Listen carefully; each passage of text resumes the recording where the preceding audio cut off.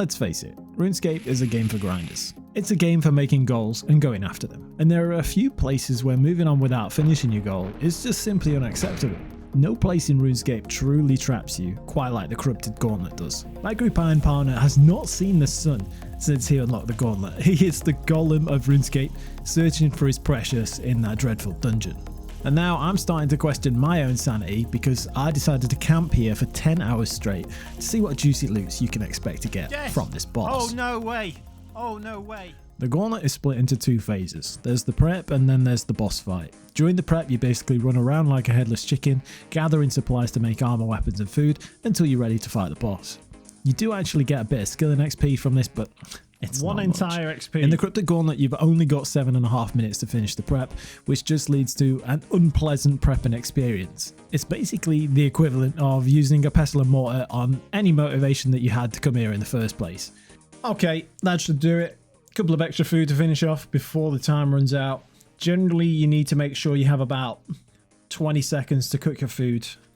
You can get away with cooking 20 food in about 12 seconds, so you need time to pick up the food and then time to cook it, so should be just in time here. If you're lucky enough to make it through the prep, then you're actually chilling because the boss is an absolute piece of piss and you can just AFK for the whole fight. Wrong, the boss is gnarly. You're constantly on the move dodging floor patterns and electric tornado things that chase you around the room. Should switch and spawn tornadoes now.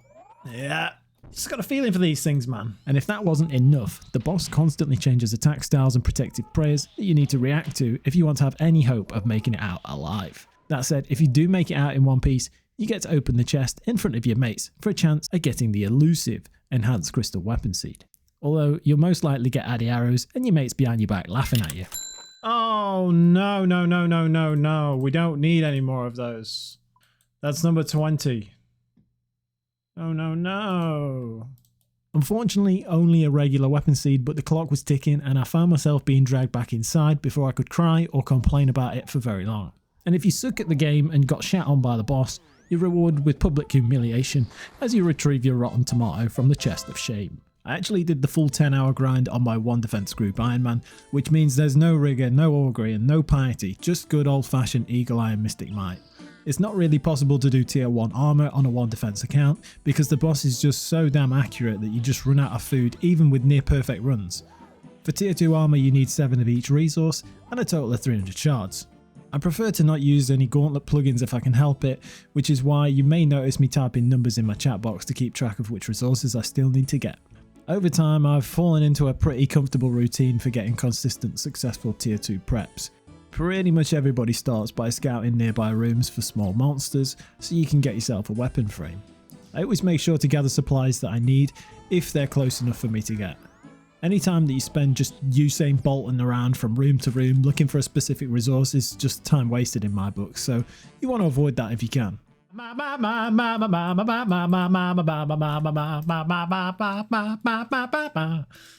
Never lucky. With the first weapon frame in your pocket, I normally head back to the start room and make a staff and 3 vials. If I've got enough shards, I'll upgrade the juicy staff as well.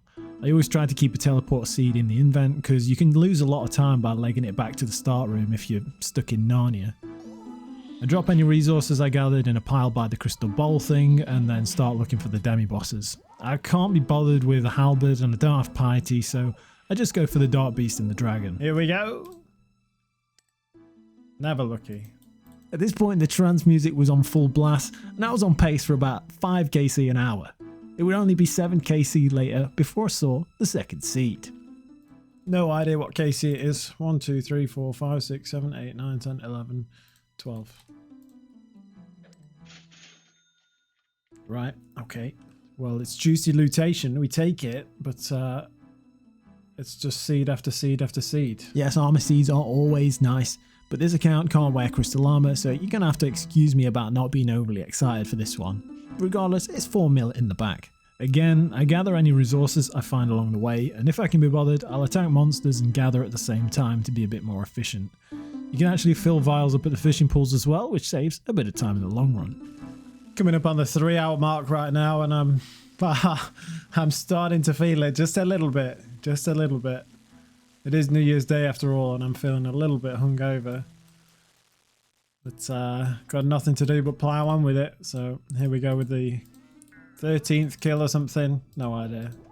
This account is actually part of a duo one defense group, and my partner was actually at the Gauntlet for parts of this grind. And it had just gone 3 hours. I actually exposed one of his failed KCs. As I finished my boss fight, I saw some Addy plate legs on the floor outside, and you can probably guess what happened next.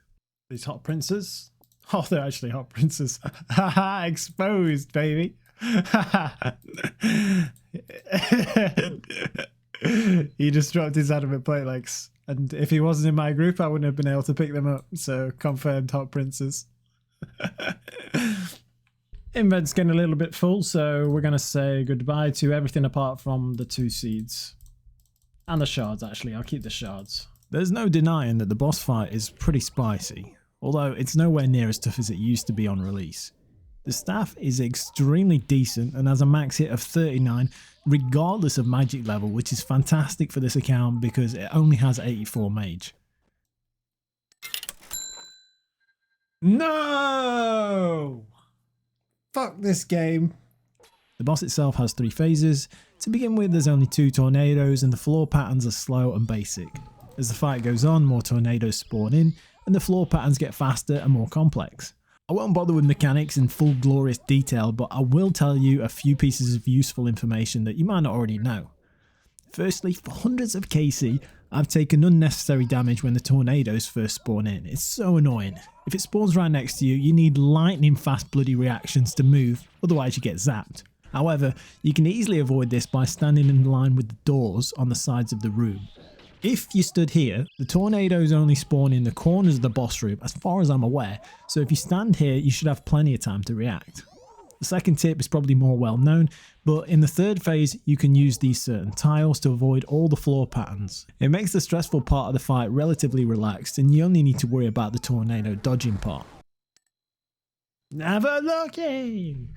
My 3rd piece of advice is to not run around the back of the boss. Early in the fight you can get away with it, but in phase 3 it's such a bad habit because the floor patterns change quickly and it can easily become an impossible situation to get out of without taking damage. 5 hours and 24 minutes down, it feels like should be about 8 hours. Where's my 19th pet, bro?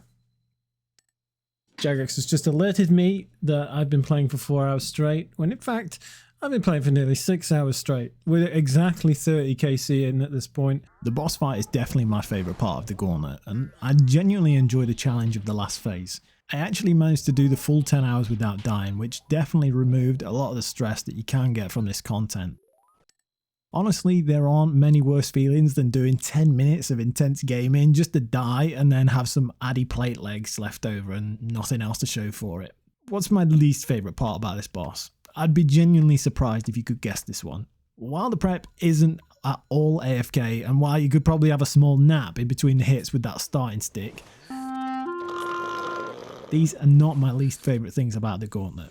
My least favourite thing is actually these fucking pillars, bro. These things might as well stretch up to the bloody moon. Whoever thought that was a good idea to put them in the boss room? I've got roofs turned off as well, so like anything above 1st floor should be hidden. And yet we're stuck with this shite. Unless you're a bird's eye gamer playing in 2D from a distant galaxy, these pillars completely obscure your vision during the boss fight. I've even got hide roofs on and they're still fucking there, man. It'll be phase 3, I'm going nuclear, feet dancing all over the place. All of a sudden I'm blindfolded and I got no idea what's going on. It's an absolute nightmare. Fast prep this one, lads. Stars just aligned. I don't think it was anything particularly talented. I just managed to get all the supplies at the start and then all the bosses just seemed to appear. I'm currently 6 hours and 45 minutes in. I've become bored of all my normal music that I listen to. I've run out of Christmas music to listen to. So now I'm just listening to random RuneScape songs on the playlist. Yeah, we're currently on Way of the Worm, working our way up from Z to A. These things, so annoying, man. These bloody pillars, man. So for the 10-hour grind, how was it? Well, to start with, spirits were high, motivation was strong, and KC was consistently rolling in. First few kills are always a little clumsy while the hands were all up, but as soon as I got in the zone, I started to feel pretty comfortable. The luck on this account is already pretty insane, with a mountain of armor and weapon seeds already, and not to mention 5 pets in under 400 KC. Crazy. Towards the end of the 10 hours, I started to flag big time. Well, I'll see what's quite a challenge, really, but I'll see what I can do. The time I spent resting in between KCs just got longer and longer. My eyes were aching, but despite being exhausted, I pushed on and managed to bag a total of 50 KC within the 10 hours. We're about 8.5 hours in at the moment, and my eyes are physically starting to ache right now. This is the 43rd KC that's just finished, and while I'm relying purely on muscle memory at the moment to get through the boss fights, it's really not pleasant. No! Sigley the Huntsman will not talk to anybody with one defense, so that was fantastic use of time. We've just hit the 9-hour mark, and that is the 45th KC. I miscounted slightly. I've got 5 more to do in the last hour. Let's get it. KC 46. Didn't even make it onto the group iron notifications. It was that bad of loot.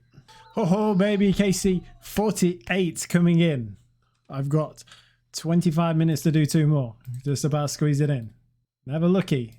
This is the last KC. I ain't doing any more after this. There she is. Oh my goodness, it's been a grind. 9 hours and 55 minutes. I can't fit any more in. The 50th KC is right here. And I'm begging this chest, man. Please have an enhanced side. Never lucky. Not even a 6th pair. What's going on? Without further delay, let's have a look and final loot. Okay guys, here we are with the final loot check from 50 KC at Gauntlet, which took a total of 10 hours, or just under 10 hours. This was really not pleasant towards the end. I mean, I've never done anywhere close to this many KC in a day, so the fact that I tried to do this definitely made me grind out more KC than I would have. Max that I've ever done before is 25 KC in a day, and today I did 50, so that's really crackers. All in all, it's just the breaks. Like, if you go flat out for 10 hours, all that AFKing in the room, waiting to find motivation to go back in, that just doesn't happen, so you just smash it out and get twice the amount of KC done. But let's have a look at the loot. Well, we'll do the uniques first. 219k coins. I've got 3 normal weapon seeds and 1 armor weapon seed. And 1 armor seed. Coming in at a total of 5.5 mil. Okay. And then now what we'll do is we'll do the rune and basically all the alkables. Quite a chunk of the GP is in here. I guess we'll throw battle staves in there. And hot princes. Addy plate legs, which he so kindly dropped for us. 4 mil in total for those. And then the runes. Just over 1 mil in runes. In terms of the Ironman grind, pretty much everything here is useful. Maybe the cosmic runes not so much. I think people would tend to use those for charging battle staves. Gems, they always look nice, but they never go quite as far as you want them to, and that's why mortal glass is the way to go for crafting, but just under 500k in gems. Would be nice for charging the Ring of Suffering, I guess, with the sapphire, and you know, the rest is just, it is what it is. And then finally, the dragon arrows coming in at 800k, and I didn't include some rune arrows and myth arrows because everybody knows they're just junk. 16 GP, look at that, man. What is it? Anyway, total loot from 10 hours of corrupted Gauntlet without really any breaks is 12 mil. Unfortunately, no enhanced crystal weapon seed, but it eludes us until another day. Thanks for watching, guys. Have a nice day. See you soon.